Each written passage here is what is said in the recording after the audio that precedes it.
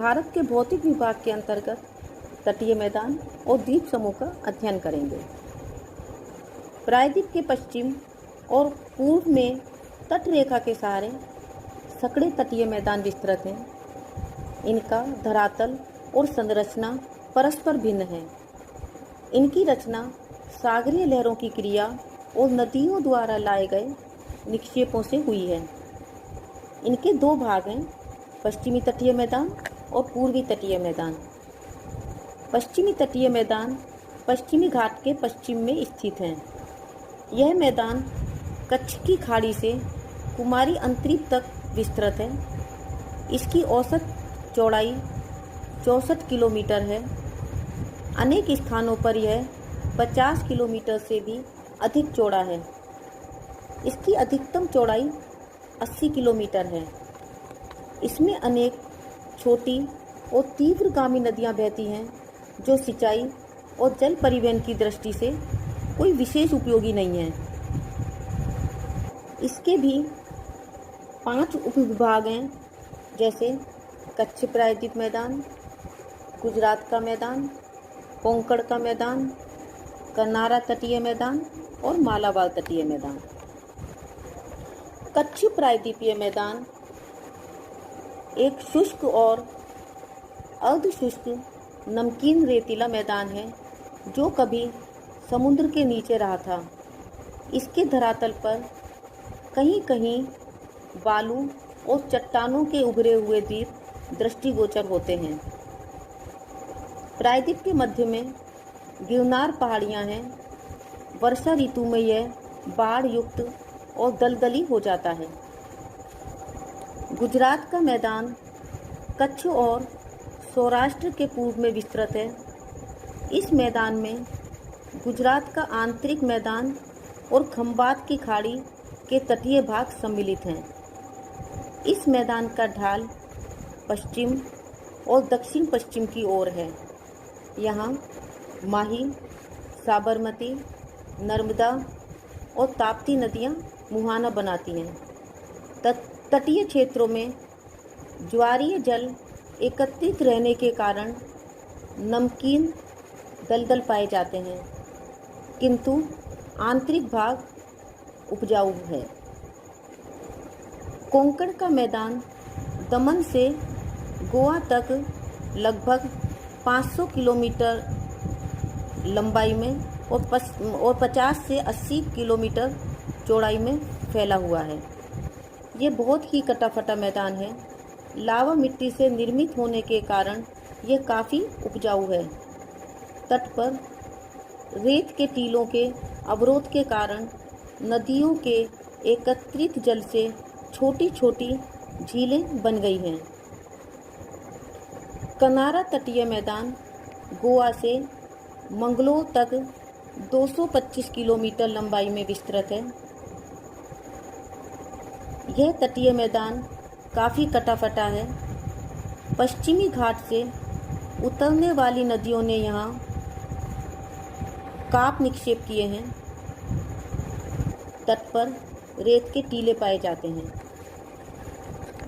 मालाबार तटीय मैदान मंगलोर से कुमारी अंतरीप तक 500 किलोमीटर की लंबाई में फैला है। यहाँ नारियल, चावल, सुपारी, केला और गर्म मसाले खूब उगाए जाते हैं। नेक्स्ट है पूर्वी तटीय मैदान। उत्तर में स्वर्ण रेखा नदी से दक्षिण में कुमारी अंतरीप तक विस्तृत पूर्वी तटीय मैदान पश्चिमी तटीय मैदान की अपेक्षा अधिक चौड़ा है। यहाँ कई नदियों के डेल्टा स्थित हैं। इस तटीय मैदान को 2 भूआकृतिक भागों में बांटा जा सकता है, तटीय भाग और आंतरिक भाग। तटीय भाग में महानदी, गोदावरी, कृष्णा और कावेरी के उर्वर डेल्टा स्थित हैं। आंतरिक भाग नदियों की ऊपरी घाटियों से निर्मित है। यह काफ़ी अपरदित धरातल पाया जाता है। पूर्वी तट का उत्तरी भाग उत्तरी सरकार और दक्षिणी भाग कोरोमंडल तट कहलाता है। इस तटीय भाग के 3 उपविभाग किए जा सकते हैं: उत्कल का मैदान, आंध्र तटीय मैदान और तमिलनाडु मैदान। उत्कल का मैदान 400 किलोमीटर लंबा है। यह मैदान ओडिशा का तटीय भाग है। महानदी डेल्टा काफ़ी चौड़ा है। डेल्टा के दक्षिण में 75 किलोमीटर लंबी चिल्का झील स्थित है। इस झील के उत्तर में तटरेखा लगभग सीधी और सपाट है, किंतु दक्षिण व दक्षिण पश्चिम में पहाड़ी चट्टानें पूर्वी घाट समुद्र के भीतर तक प्रविष्ट हो गए हैं। नेक्स्ट है आंध्र तटीय मैदान। इसकी रचना गोदावरी और कृष्णा नदियों के डेल्टा से हुई है। इन डेल्टाओं के मध्य में कोलेरू झील स्थित है, जिनमें कई छोटी नदियां गिरती हैं।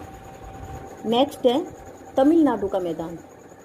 पुलिकट झील से दक्षिण में कुमारी अंतरीप तक 675 किलोमीटर लंबा और औसतन 100 किलोमीटर चौड़ा एक मैदान है, जिसे तमिलनाडु का मैदान कहते हैं। इस प्रकार से हमने आज भारत के तटीय मैदानों का अध्ययन किया। वास्तव में भारत के ये समुद्र तटीय मैदान आर्थिक दृष्टि से बहुत अधिक उपयोगी हैं। नारियल, काजू, सुपारी, रबड़ और ताड़ इन भागों की प्रमुख व्यावसायिक उपजें हैं। नारियल पर आधारित अनेक व्यवसाय यहाँ प्रचलित हैं। खाद्यान्नों में चावल की उपज मुख्यतः होती है। डेल्टाई भागों में मछली पकड़ना और इससे संबंधित व्यवसाय यहाँ प्रचलित हैं। देश के प्रमुख पत्तन इन्हीं तटों पर स्थित हैं। तटवर्ती मैदान पत्तनों के लिए पृष्ठभूमि का कार्य करते हैं और पत्तनों के विकास में योग देते हैं। केरल तट पर बहुमूल्य मोनोजाइट और पूर्वी एवं पश्चिमी तटों पर नमक के निक्षेप प्रचुर मात्रा में प्राप्त होते हैं। पश्चिमी तट के सहारे अनेक स्थानों पर पेट्रोलियम प्राप्त होने की संभावनाएं हैं। दक्षिणी भारत की अधिकांश जनसंख्या तटीय मैदानों में निवास करती है और ये सघन बसे हुए हैं। अब हम अध्ययन करेंगे भारत के द्वीप समूह का।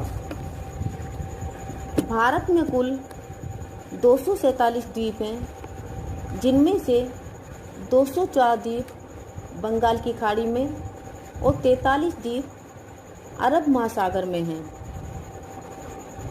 केरल के मालाबार तट से के पास अरब सागर में लक्षद्वीप है।